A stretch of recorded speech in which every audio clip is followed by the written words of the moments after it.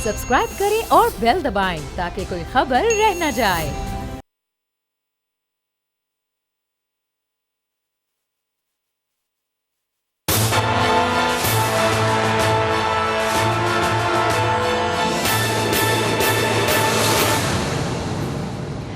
Programme तज्जिया, मैं हूं अलीना इलियास। समी इब्राहिम, राना ताहिर और बाबर डोगर आज हमारे साथ मौजूद हैं।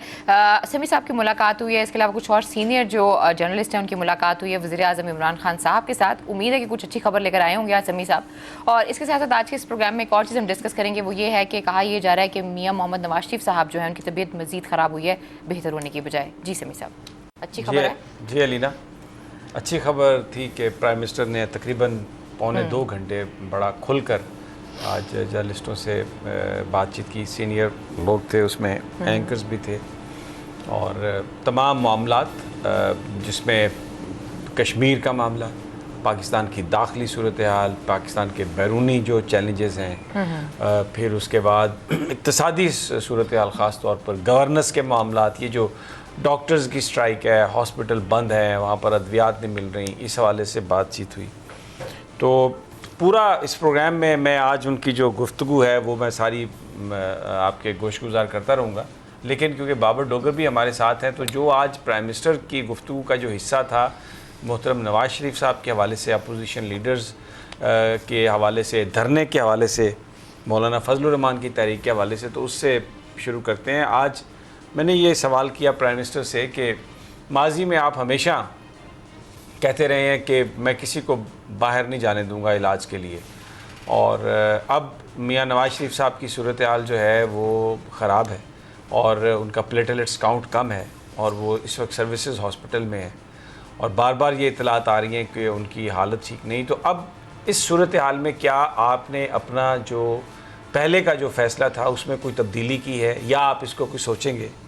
तो उन्होंने जो एक जवाब दिया वो माजी से थोड़ा मुख्तलिफ था। इससे पहले वो हमेशा कहते थे कि किसी को बाहर जाने की इजाज़त नहीं दूंगा, इधर ही ये रहेंगे, लेकिन आज उन्होंने ये कहा कि ये मामला अदालतें इस बात का फ़ैसला करेंगी कि उनको उनका मामला अदालतों के सामने है, और उनके बाहर इलाज कराने का जो मामला है वो अदालतें करेंगी। हमने ये हदायत दे दी है कि उनको जो बेस्ट हॉस्पिटल हैं, यहाँ पर जो बेस्ट डॉक्टर्स हैं, जो बेस्ट सर्विसेज हैं, वो उनको प्रोवाइड की जाए। फिर एक और साथी ने, मेरे ख्याल इमरान थे GNN के, उन्होंने ये सवाल किया कि आज मरियम नवाज़ साहबा को मुलाकात की इजाज़त नहीं दी अदालत ने, तो आप क्या मरियम नवाज़ साहबा को अपने वालिद साहब की जो इयादत का, उनको मुलाकात की इजाज़त देंगे? तो उस पर भी इमरान खान साहब ने कहा कि देखें ये अदालतें इस बात का फ़ैसला करेंगी। तो इरशाद भट्टी साहब जो बड़े नोन कॉलमिस्ट भी हैं और एंकर पर्सन भी हैं, उन्होंने कहा कि जनाब ये आपकी हुकूमत एडमिनिस्ट्रेशन देती है, आप बताएं आप करेंगे या नहीं करेंगे। तो उन्होंने जो माजी से मुख्तलिफ जो बात थी वो ये थी कि ये मामला अदालतों पर छोड़ दिया। वैसे भी सुप्रीम कोर्ट के अहकामात के तहत सुप्रीम कोर्ट की इजाज़त के बगैर नवाज शरीफ साहब नहीं बाहर जा सकते, लेकिन बहरहाल अगर ECL से नाम हट भी जाए, ब्लैक लिस्ट से नाम चला भी जाए, तो फिर ये हुकूमत की सवाबदीद होती है। लेकिन आज इमरान खान साहब ने कहा कि ये मामला अदालतों पर है, और उन्होंने कहा कि ये जो बातें हैं ना कि बीमारी मेरी वजह से है या हमने कुछ किया, उन्होंने कहा मेरी वजह से कोई भी बीमार नहीं है।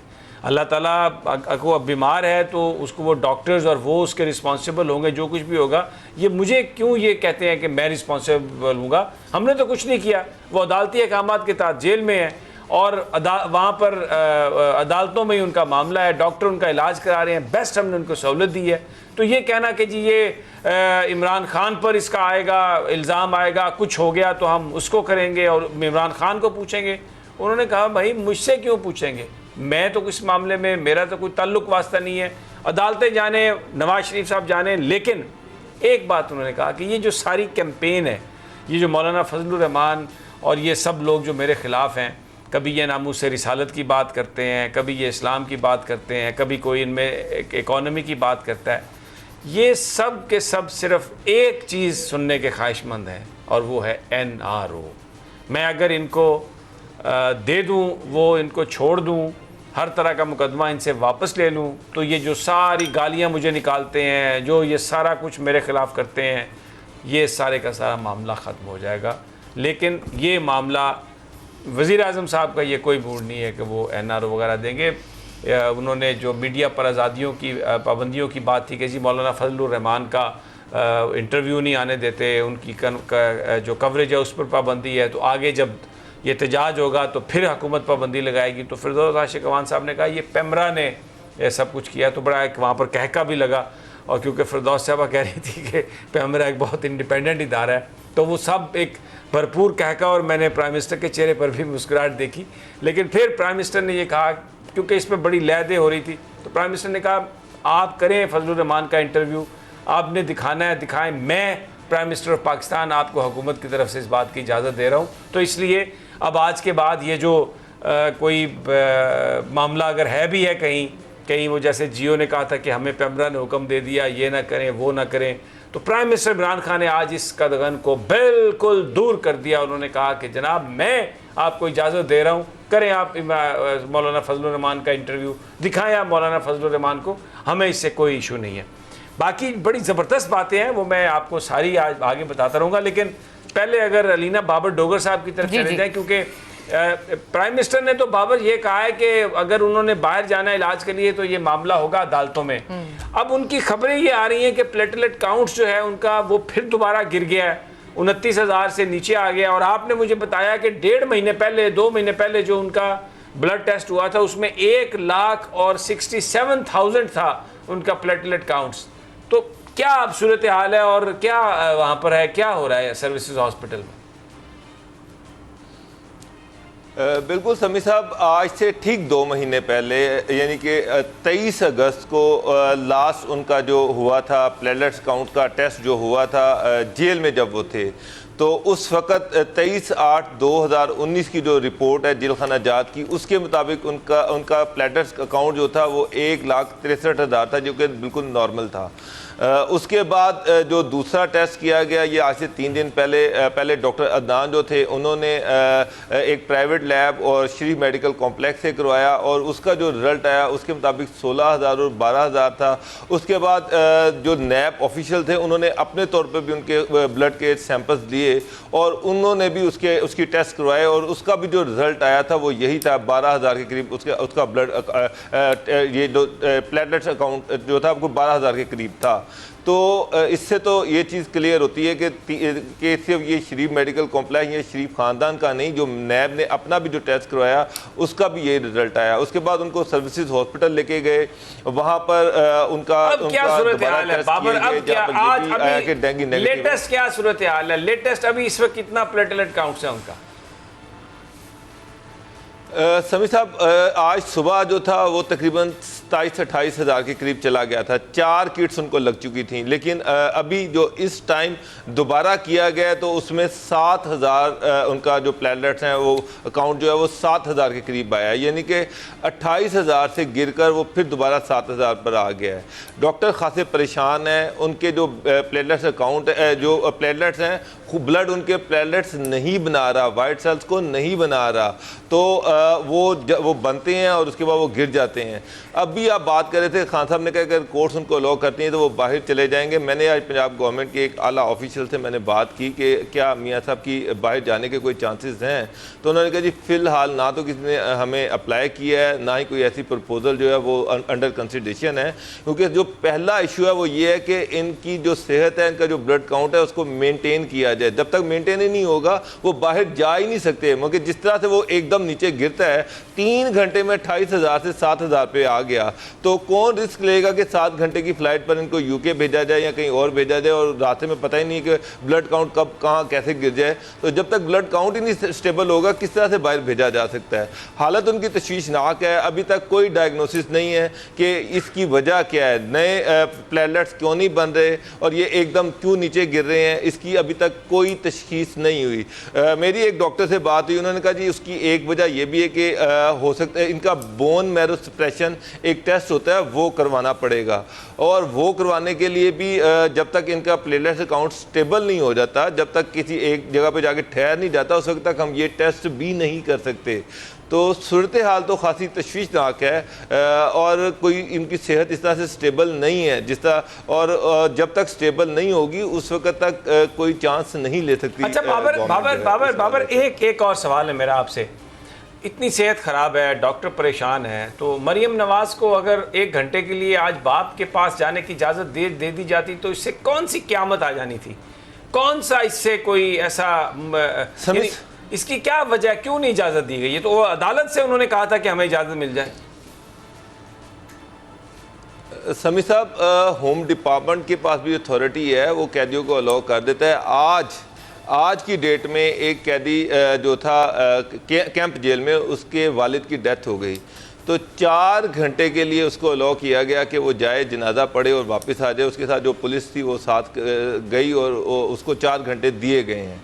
तो अगर एक कैदी को 4 घंटे होम डिपार्टमेंट दे सकता है, वो किसी कोर्ट में नहीं गया, किसी कोर्ट से अप्रूवल नहीं ली, बल्कि सीधा उसने जेल खाना जज से इजाज़त मांगी और उसको इजाज़त मिल गई, तो मरियम को भी इजाज़त दी जा सकती थी। ख़ासतौर पर वो जब नैब कोर्ट में पेश हुई तो जब वो वापस जा रही थी तो 2 घंटे के लिए उनको अलाउ किया जा सकता था, लेकिन कोर्ट ने अलाउ नहीं किया।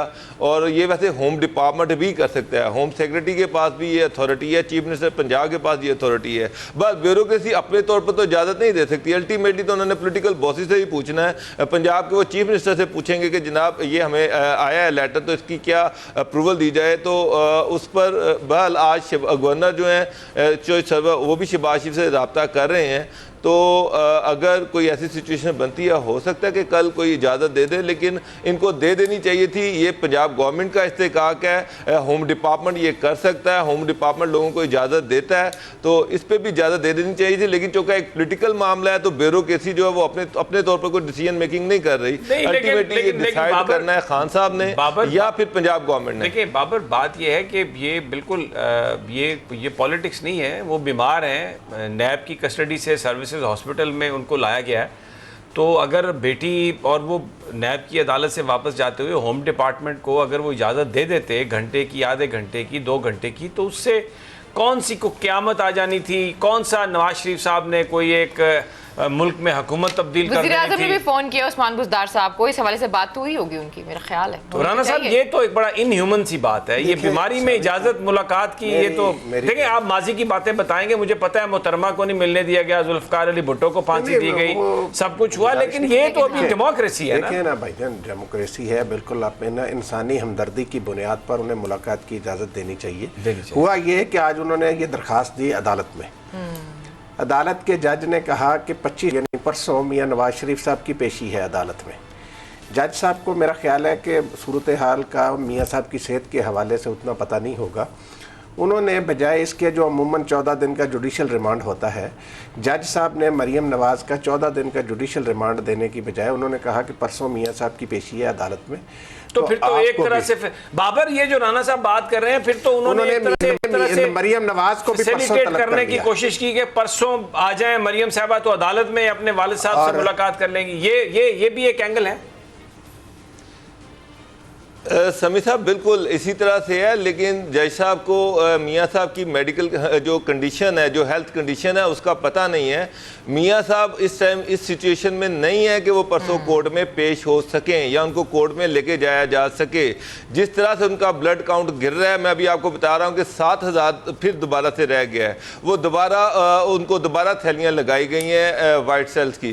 तो वो अब इस सिचुएशन में कतई नहीं है कि मेरा नहीं ख्याल कि वो अंडर सुपरविजन है, उनके टेस्ट हो रहे हैं और वो किसी सूरत में उनको इस तरह से कोर्ट में लेके जाना और वापस लाना ये बड़ा मुश्किल काम है। मुझे नहीं लग रहा कि वो इस तरह से शायद नैब या कोई पंजाब गवर्नमेंट इस तरह का रिस्क लेगी, और जो उनके वकला उनके बिहार पर पेश होंगे कोई मेडिकल सर्टिफिकेट दे देंगे और उस पर उनका जो रिमांड है वो बढ़ा दिया जाएगा।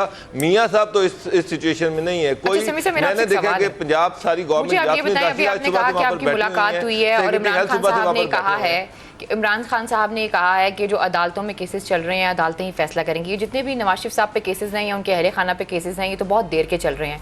इलेक्शन हुआ, इमरान खान साहब आते हैं, अब सरबराही करते हैं इस कौम की, और उसके बाद अब तो हालात बिल्कुल डिफरेंट है। वो किस बुनियाद पर ये कह रहे हैं, क्योंकि उस वक्त जब ये वापस आए थे, जब हुकूमत में आए हैं इमरान खान साहब, तो बड़ा कैटेगोरिकली उन्होंने कहा था कि जी हम इनको हरगिज़ नहीं जाने देंगे। परवेज़ मुशर्रफ साहब का जो केस है उसकी मिसाल भी हमारे सामने है। ECL में नाम डाला गया, बाद में हुकूमत ने वो नाम निकाल दिया, तो वजारत दाखिला तो इसमें इन्वॉल्व हो जाती है। तो अब इस वक्त ये बात क्यों कर रहे हैं? उस वक्त तो ये कहते थे जब हुकूमत में आए कि हम नहीं जाने देंगे, और आज भी हुकूमत में। मैं समझा नहीं आपकी, मैं बात नहीं समझा सर। इमरान खान साहब ने कहा था कि हम इन्हें बाहर नहीं जाने देंगे। नहीं, आज इमरान और ये जो केसेस हैं इनके ऊपर अदालतों में जो चल रहे हैं, ये आपके तो नहीं ना चल रही, तो बहुत पुराने चल रहे हैं। तो आज इमरान खान साहब ये बात कर रहे हैं 1 साल के बाद। 1 साल पहले ये बात करते थे हम इन्हें बाहर नहीं जाने देंगे, लेकिन आज ये कह रहे हैं कि हम अदालतों में केसेस चल रहे हैं और अदालतें ही इसका देखेंगी, इसको किस तरीके से लेकर चलना है। और जो मैंने आपको बात की मुशर्रफ केस की, उसके अंदर भी ECL पे नाम डाला गया था मुशर्रफ केस का, लेकिन हुकूमत ने जाने दिया था।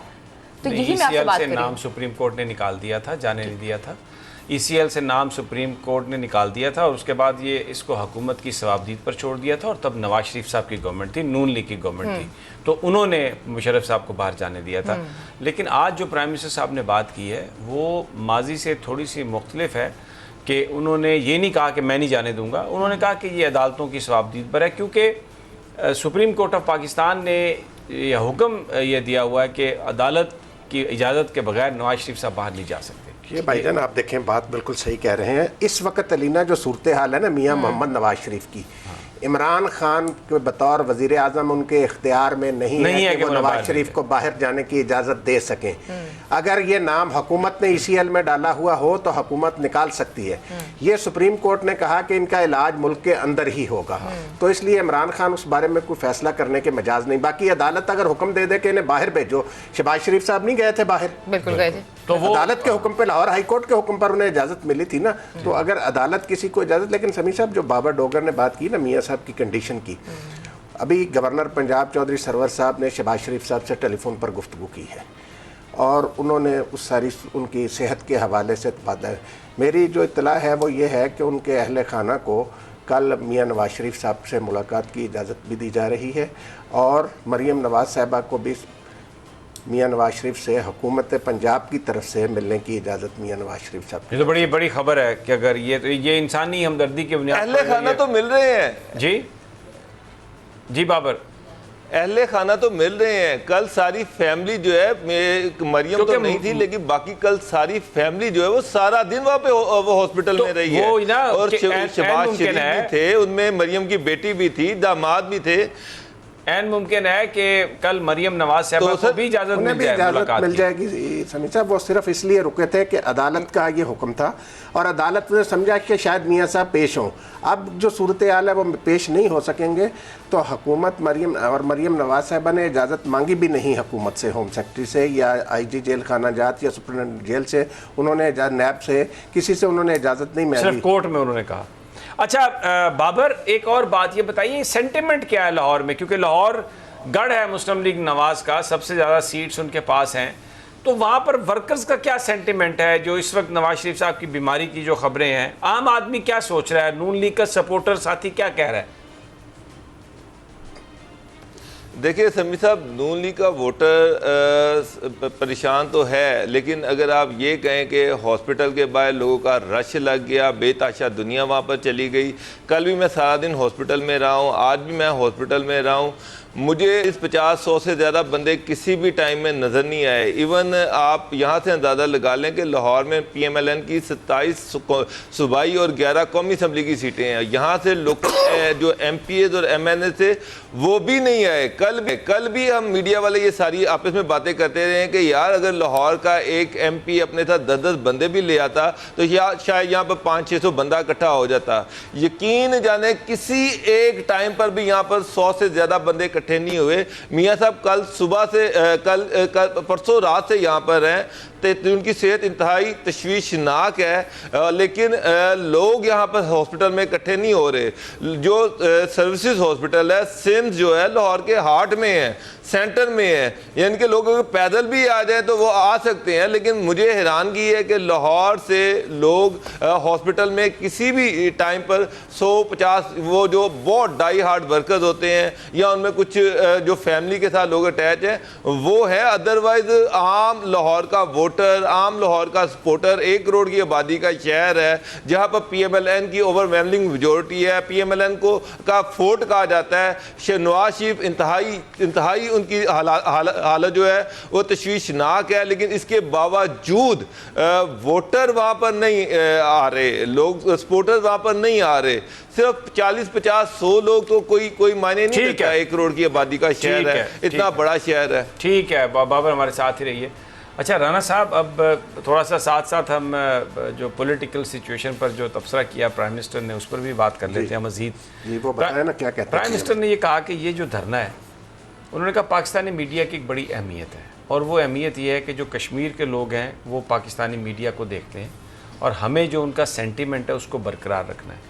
तो मैं ये समझता हूँ कि ये जो इन्होंने जो यहाँ पर ये जो एहतजाज किया है या ये जो पिछले 2-3 हफ्तों में ये जो काम किया है ना, उससे कश्मीर खास को नुकसान पहुँचा। और यही वजह है कि भारतीय मीडिया इस धरने की खबरें और मौलाना फजलुर रहमान को एक हीरो की तरह बना के पेश कर रहा है। और सवाल हुआ उनसे कि जी आप ये बताइए कि क्या आप फिर इस्तीफ़ा दे देंगे, तो उन्होंने मजाक में कहा हंसते हुए कि हाँ भाई तो मैं इस्तीफ़ा देने का सोच रहा हूँ।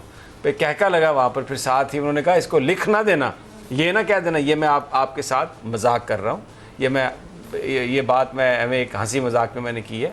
सवाल ये है कि मौलाना फजलुर रहमान का तो पता ही नहीं उनका एजेंडा क्या है, उनकी डिमांड्स क्या हैं। उन्होंने कहा जब हमारे आप धरने का करते हैं उसके साथ मुकाबला या उसका कंपैरिजन करते हैं, हम तो सारे ऑप्शन एग्जॉस्ट किए, इलेक्शन कमीशन में गए, उसके बाद हम अदालतों में गए कि सिर्फ 4 हलके खोल दें और उसके बाद उनकी बुनियाद पर रिफॉर्म कर लेते हैं ताकि अगला इलेक्शन ठीक हो।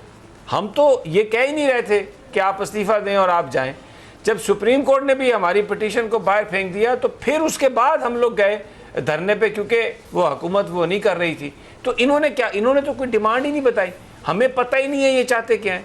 कभी ये वही मैं जैसे पहले कहा, बिलावल कुछ कहता है, ये कुछ कहते हैं। तो ये बेसिकली ये इनकी वो कैंपेन है जिसमें वो अपने आप को बचाने की बात कर रहे हैं, NRO की बात कर रहे हैं। तो उन्होंने कहा ये तो बिल्कुल ये ऐसी बात है कि अब हमने फिर एक सवाल हुआ कि जी आपने कहा कि मुज़ाकरात की कमेटी बना दी और साथ ही आपने उधर कन्वेंशन में उन्हें कह दिया कि असम्बली डीजल के बगैर नहीं चलती। तो इस पर मौलाना ने कहा कि इमरान खान साहब ने कहा, पहले तो थोड़ा सा मुस्कुराए, फिर उन्होंने कहा तो मैंने क्या गलत कहा। फिर एक वहाँ पे फिर कहका लगा और उन्होंने कहा यार देखो बात कोई कुछ वो हमारे कुछ दोस्त हैं, उन्होंने कहा कि नहीं ये तो जी देखें आप बड़ी ये संजीदा बात है। तो उन्होंने कहा देखिए बहुत सारी बातें हम लोग मजाक में करते हैं कुछ। तो उन्होंने कहा जी आप मजाक कर रहे थे। उन्होंने कहा नहीं देखिए बात ये है कि हम संजीदा तब हों जब हमें कोई उनके मुतालबात मिले। एक उनका मुतालबा ही नहीं है, पता ही नहीं है। और उन्होंने कहा कि जी बिल्कुल आप वो जो है उनकी जो राइट है, उनका डेमोक्रेटिक राइट है। उन्होंने कहा सुप्रीम कोर्ट का भी फैसला आ चुका है, हमने बाद में जो 3 स्पीचेस की वो शक्करपड़ियाँ ग्राउंड में। तो मुझे ये वहाँ पर जो उनकी गुफ्तगू से लगा कि हुकूमत आज़ादी मार्च के शुरका को इजाज़त देने के लिए तैयार है, बल्कि फ़ैसला कर चुकी है कि वो इस्लामाबाद आना चाहें तो आ जाएं। जगह उनके लिए मखसूस जो की जाएगी, मुझे ये लग रहा है कि वो शक्करपड़ियाँ परेड ग्राउंड होगा। और अगर वहाँ पर मौलाना फजलुर रहमान साहब मान जाएँ कि ठीक है जी हम वहाँ पर आएँगे, धरना देंगे, तो मुझे लगता है कि इस बात की इजाज़त। अच्छा आप कह रहे हैं कि एजेंडा नहीं है, लेकिन एजेंडा ना होने के बावजूद भी इजाज़त दे दी गई है। तो इस पे मैं चाहूंगी आप जरूर कमेंट करें। लेकिन प्रोग्राम में तो इसलिए इजाज़त दी है ना, वो कहते हैं कि राइट है, डेमोक्रेटिक राइट है। अगर मौलाना साहब तो ये कहते हैं उनका एजेंडा है, और उनका एजेंडा ये है कि महंगाई बहुत ज़्यादा हो गई और जो सिटिंग गवर्नमेंट है उसे घर जाना चाहिए। खैर जी, प्रोग्राम में वक्त एक छोटी सी ब्रेक का, स्टे विद अस।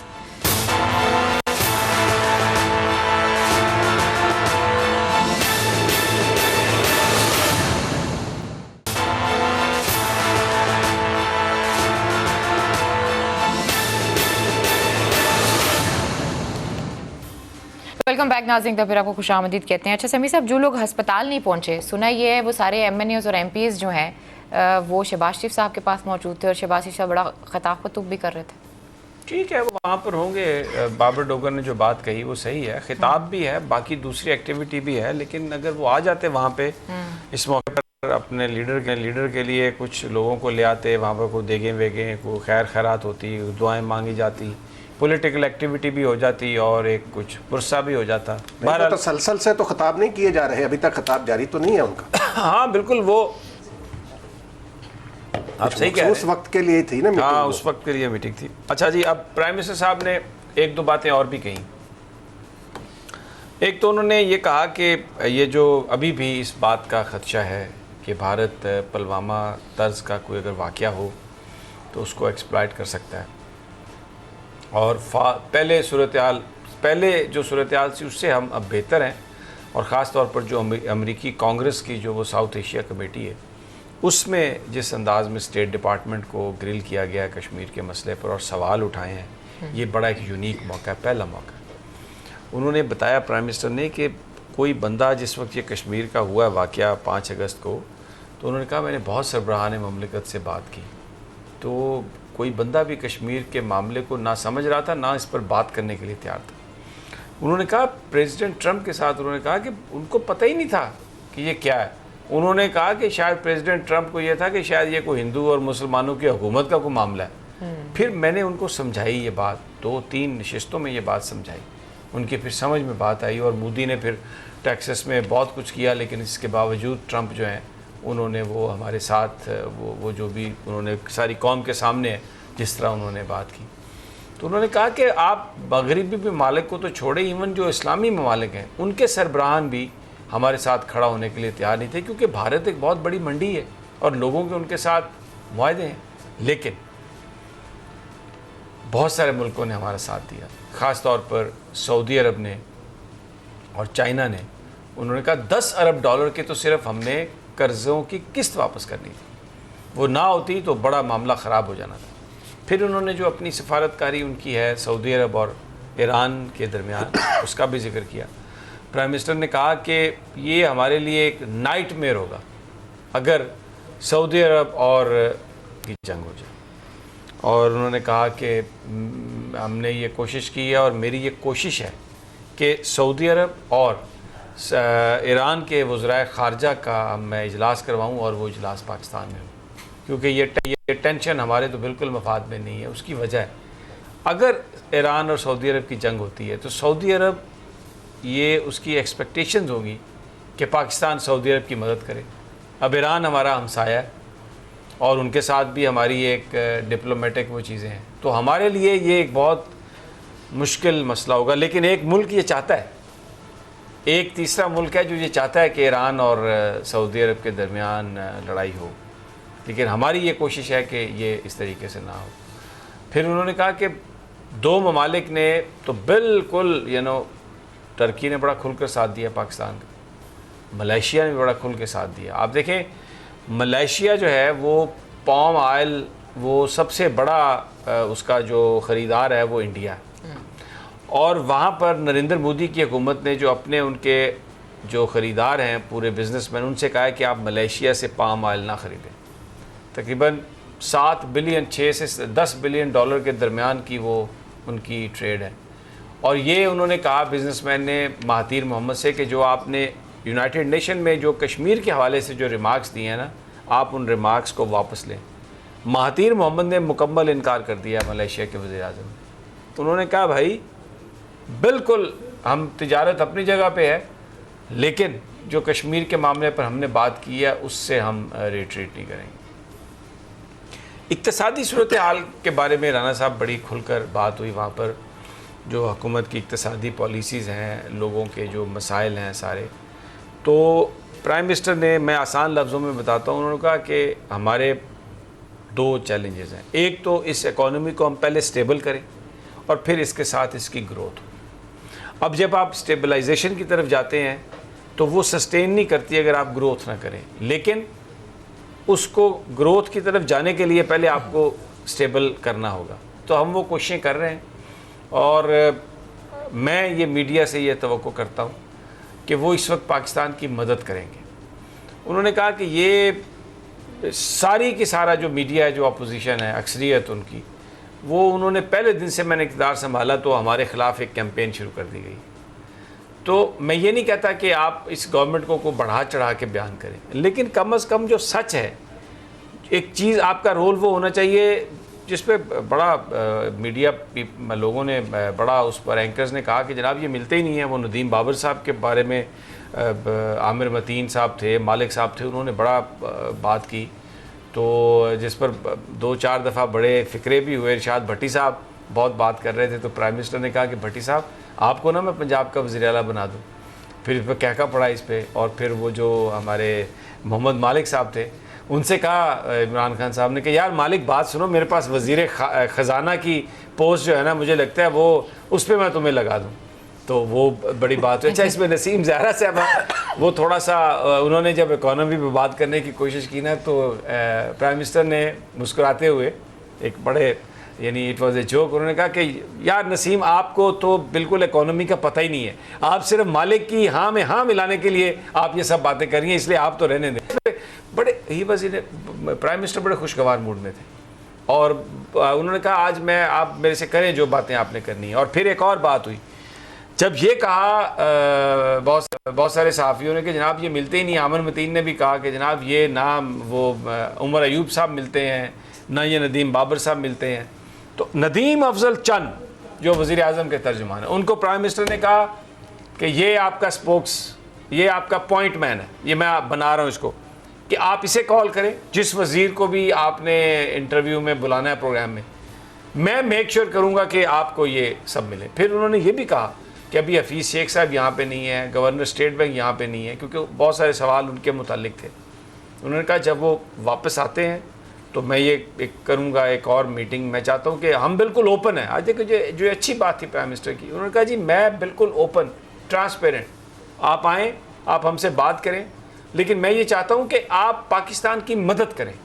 मीडिया का रोल पाकिस्तान की मदद के लिए होना चाहिए, ना कि जो असल इश्यूज़ हैं उनको आप पीछे डाल के तो चंद लोगों के लिए, चंद अफराद के लिए जिन्होंने लूट लिया, खसूट लिया, और अब वो हम पर बात करते हैं कि फिर उन्होंने बड़ा इंटरेस्टिंग एक बताया। उन्होंने कहा कि 2011 में जरदारी साहब गए तो $7.5 लाख न्यूयॉर्क में उन्होंने ख़र्च किए अमेरिका के दौरे पर। नवाज शरीफ गए तो $5.5 लाख, और जब मैं गया तो सिर्फ $67,000 उन्होंने कहा ये सिंबॉलिक है, ये आपको पता चलेगा कि हमारी एफर्ट क्या है, हम करना क्या चाह रहे हैं।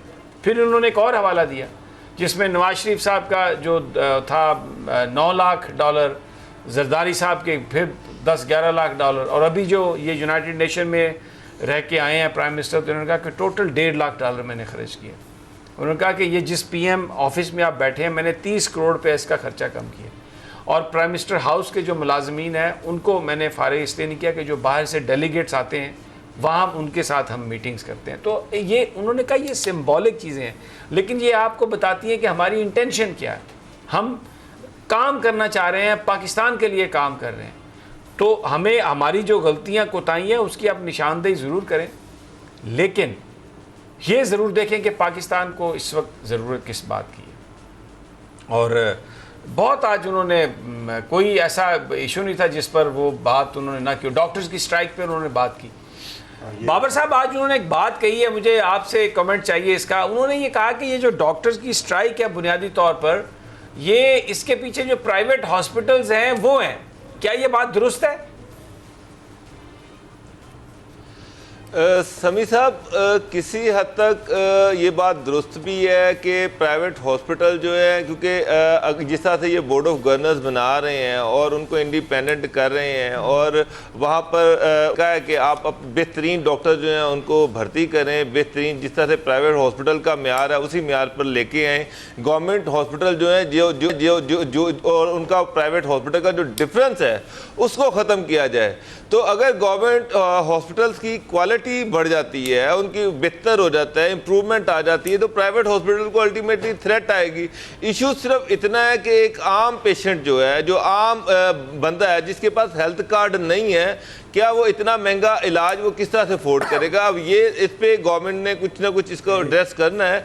अदरवाइज जिस तरह BOGs बनाई जा रही हैं, जिनसे जैसे उनसे कहा जा रहा है कि आपने अपने एक्सपेंडिचर जो हैं वो खुद उसके सोर्सेज ढूंढने हैं और अस्पतालों को खुद चलाना है, आपको पैसे दे देंगे, प्रोफेशनल लोगों को ला के बैठाए जाएंगे, तो ऑफ कोर्स इससे जब वो खुद फंडिंग करेंगे तो फिर अस्पताल का म्यार तो बढ़ेगा, उसमें इम्प्रूवमेंट तो आएगी। तो अगर गवर्नमेंट अस्पतालों की हालत बेहतर होती है तो अल्टीमेटली थ्रेट तो फिर प्राइवेट हॉस्पिटल्स को है। अच्छा, ये लेकिन भाईजान जी साहब जी यहाँ पे मैं गुजारिश करूँ, ये खुला तजाद है, ये प्राइम मिनिस्टर साहब को गलत बता रहे हैं। अभी जो ऑर्डिनेंस जारी करवाया गया वो तो सारा प्राइवेट मेडिकल कॉलेजों और उनके साथ उनके हॉस्पिटल भी हैं और नहीं, वो यूनिवर्सिटियां MIT भी जो हैं। दूसरा सिस्टम है। बात ये है ना कि यही तो एक तरफ तो ये उनको प्रमोट करने पे, उनको बढ़ावा देने के लिए, उनको मराद देने के लिए सारा कुछ कर रहे हैं।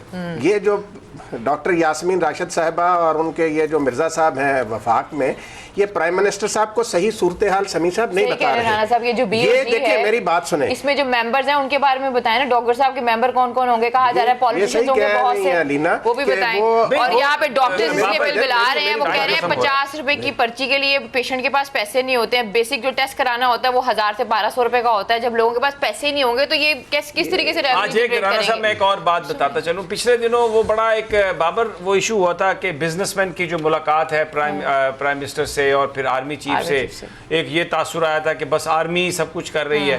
तो प्राइम मिनिस्टर ने कहा कि ये जनरल कमर जावेद बाजवा उन्होंने मुझसे पूछा कि बिजनेसमैन मिलना चाहते हैं, तो मैंने उनसे कहा आपको जरूर मिलना चाहिए, क्योंकि जो पाकिस्तान के साथ है पाकिस्तान की फौज, और हम बिल्कुल जो कुछ भी करतारपुर का खास तौर पर उन्होंने जिक्र किया कि अगर कमर जावेद बाजवा मेरे साथ, फौज मेरे साथ ना होती तो क्या हम करतारपुर की राहदारी खोल सकते? और इसकी वजह से सिख बिरादरी पूरी दुनिया में कश्मीर के जो हैं जलसे उनमें शरीक हुई है और पाकिस्तान के वो ज्यादा वो यानी करीब आ गए हैं। ठीक है, तो बहुत बहुत शुक्रिया बाबर साहब आपका भी, समी साहब आपका भी। मुझे आज के प्रोग्राम से इजाजत दीजिए, अपना बहुत ख्याल रखिए, अल्लाह के पान।